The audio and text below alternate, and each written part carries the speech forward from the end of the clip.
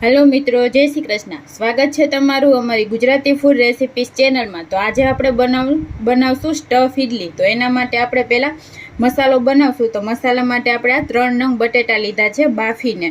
2 થી 3 ડાળી આપણે આ મીઠો લીમડો લીધો છે। લીલી ધાણા આપણે સુધારીને લીધી છે।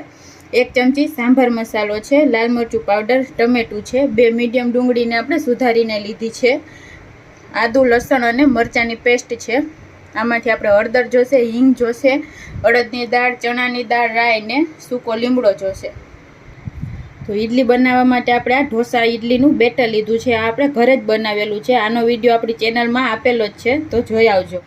તો આપણે હવે ઇડલી માટે સ્ટફિંગ બનાવશું। તો એના માટે આપણે એક કઢાઈમાં 2 ચમચી જેટલું તેલ ગરમ કરવા રાખી દેશું।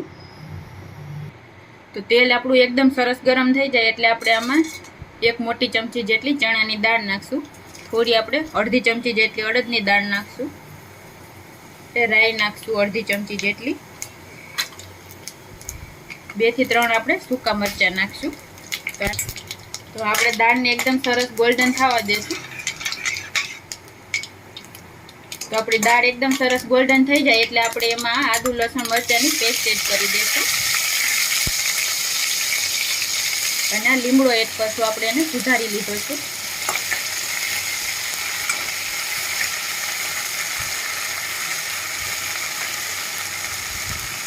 આદુ લસણની પેસ્ટ એકદમ સરસ સંતળાઈ જાય પછી આપણે એમાં ડુંગળી એડ કરી દઈશું। આપણે 2 મીડિયમ સાઈઝની ડુંગળી લીધી છે। ડુંગળીને એકદમ સરસ ગોલ્ડન થાય ત્યાં સુધી આપણે એને પકાવી લેશું। તો આપણી ડુંગળી એકદમ સરસ પાકી ગઈ છે। હવે આપણે એમાં 1 નાનું ટમેટું એડ કરી દઈશું। આને પણ એકદમ સરસ પાકવા દઈશું।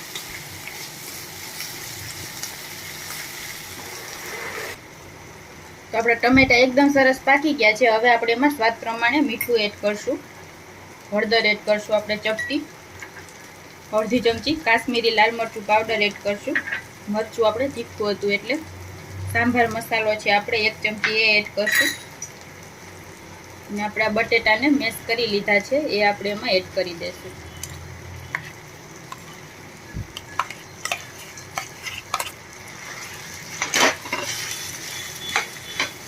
ગેસ ધીમો રાખીને આ બધું એકદમ બરાબર મિક્સ કરી લેશું। હવે આપણે એમાં લીલા ધાણા છે એ એડ કરી દેશું। 2 મિનિટ આપણે આ રીતે પકાવી લેશું અને એકદમ સરસ।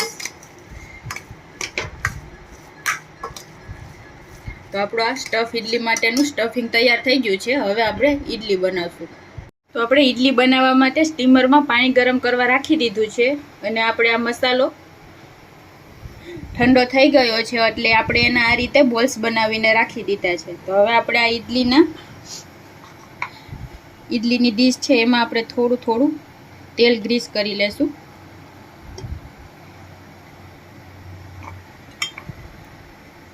ઇડલી આપણી આસાનીથી નીકળી જાય।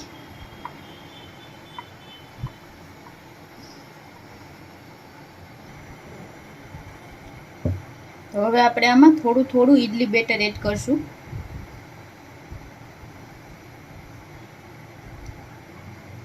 પહેલા 2 ચમચી જેટલું એડ કરશું બેટરને।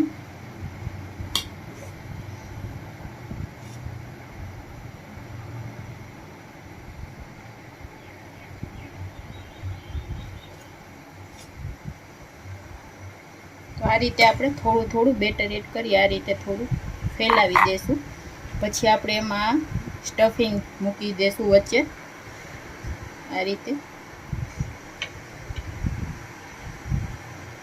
તો અત્યારે આપણે સર્વ કરવા પૂરતી જ બનાવશું, પછી આપણે ગરમા ગરમ બનાવશું। તો આપણે આ રીતે બધા બોલ્સ આમાં મૂકી દેવાના છે અને ઉપરથી પાછું થોડું બેટર એડ કરશું।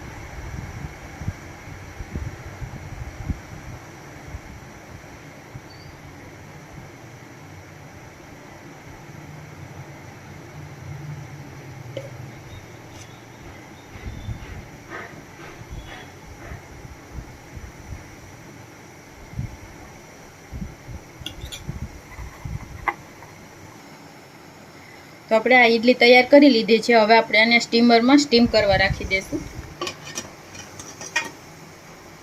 તો આપણે આને ઢાંકીને 12 થી 15 મિનિટ માટે એકદમ સરસ સ્ટીમ થવા દેશું.